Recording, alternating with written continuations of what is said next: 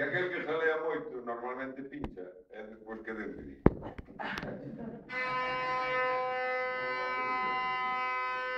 Normalmente os porraceos son venganzas femininas, Sí. Absolutamente.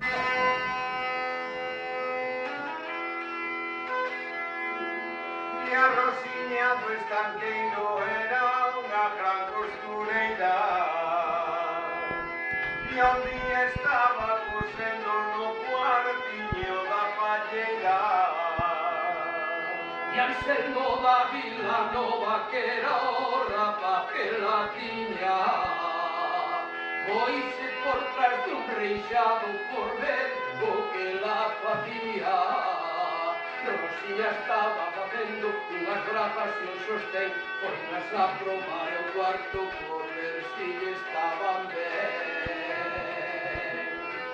E Anselmo estaba mirando xa non se tiña de pé. E díxolle a Rosiña que pernas tan guapas dese. Arrenego te o demo que te trouxo por aquí, mala sarna te persiga. Que colorada te pose moi vergonzosa pareces, pois se nos imos casar inda xa sei ver máis veces. Non te poñas tan coriños, xa te podes convencer que mentras estea solteira non as has volveré a ver.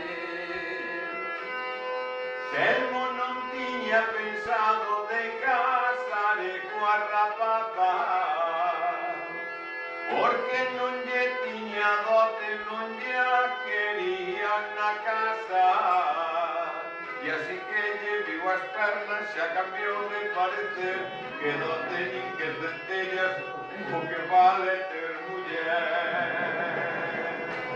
E o día 3 de setembro na capilla do Anexo, por un sí que deu Anselmo, entrou libre, saliu preso.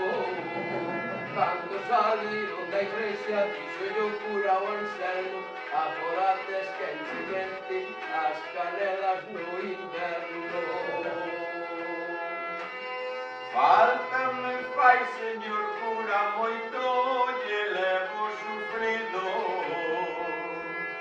Dormir solo no inverno é bom pra morrer de frío. E contestou-lle a Rosiña desde a porta enfadada: pois a ustedes, señor cura, tamén lle esquenta a criada. Tiveron a grande boda e a estilo daquel lugar. Chamaron os convidados e os gaiteiros pra tocar. Bailaron a muliñeira, foronse con sola cama. Si Anselmo facía ben, ela seica lle ganaba. E algo pola medianoite Anselmo quedou dormido. E dicíalle Rosiña: despértate, meu marido. Tantas ganas que lle tiña xa paraches, meu danzante, cando hoxe estás cansado, Que farás pra máis pra diante.